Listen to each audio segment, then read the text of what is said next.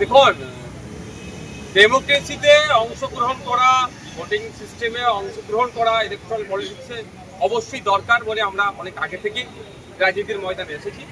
আস্তে আস্তে আমার পরিবারে অন্যান্য আরও যারা পিছিয়ে যারা আছেন তারা আসছেন, এটা আমি স্বাগত জানাচ্ছি। তবে ব্যাপারটা হচ্ছে দল চয়নের ক্ষেত্রে একটা দুর্নীতিগ্রস্ত দলকে চয়ন করে ফেলেন, ফলে এটা নিয়ে অনেক সমালোচনা হচ্ছে, আলোচনা হচ্ছে, এটা নিয়ে অনেক চর্চাও।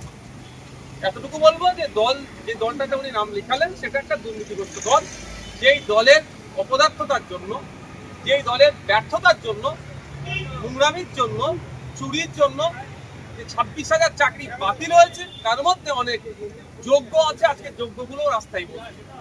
যেই দলের জন্যই আনিসকে খুন হতে হলো, যেই দলের সর্বোচ্চ নেত্রী বলেন যে ওয়াকাফ নিয়ে আন্দোলন করতে গেলে দিল্লিতে গিয়ে আন্দোলন করতে হবে, সেরকম একটি দলের নাম লেখানোর জন্য উনি একটু সমালোচিত হচ্ছে।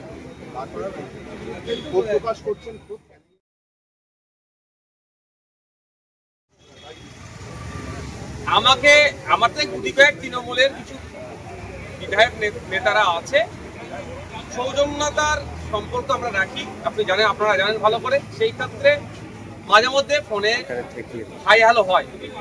গতকালকে আমাকে এইরকম বেশ কয়েকজন ফোন করে তারা ক্ষোভের সাথেই বলছিলেন যে আমরা এতদিন দল করছি, এত স্যাক্রিফাইস করছি, হঠাৎ করে কেউ আসলো তাকে দলের এত বড় পদে বসিয়ে দিল, এটা কি গণতন্ত্র? আমি তাকে উল্টে জিজ্ঞাসা করেছিলাম একটা কথা, তারাই কথা বলে রাখি। শওকত মোল্লা সাহেবও ক্ষোভ প্রকাশ করছে যে শওকত মোল্লা সাহেব বড় পদ পাওয়ার জন্য ক্যানিং এ নিরীহ মানুষের উপর অত্যাচার শুধু নয়, ভাঙড়ের মানুষের উপর অত্যাচার, মিথ্যা কেস এবং আমাকে ক্রমাগত ভাষাগত আক্রমণ করে যাচ্ছে, সেও পদ পেল না। তবে গতকালকে যখন তৃণমূলের কয়েকজন নেতা আমাকে ফোন করেছিলেন, আমি তাদেরকে জিজ্ঞাসা করলাম, দাদা আপনাদের দলের জেনারেল সেক্রেটারি কতজন? তিনি আমাকে অকপটে উত্তর দিলেন, দাদা এটা আমার পক্ষে বলা সম্ভব নয়, কারণ কখন কাকে বসিয়ে দেওয়া বোঝা মুশকিল।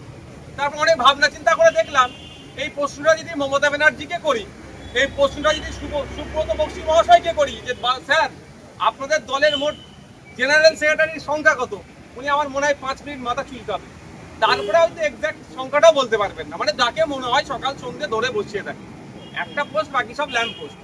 শওকত মোল্লা সাহেবের এখন অস্থিরতা বাড়বে, কারণ যে কাসেম ভাই সাহেবের সম্পর্কে, ভাইজান সম্পর্কে শওকত মোল্লা এতদিন আক্রমণ করেছে, বাই ডিফল্ট ডেজিগনেশন অনুযায়ী কাসেম ভাইজান শওকত মোল্লার অনেক ওপরে বসছে, কাসেম ভাইজানকে এখন ভাইজান সম্বোধন করতে হবে, ফলে ওনার একটু ফাটবেই।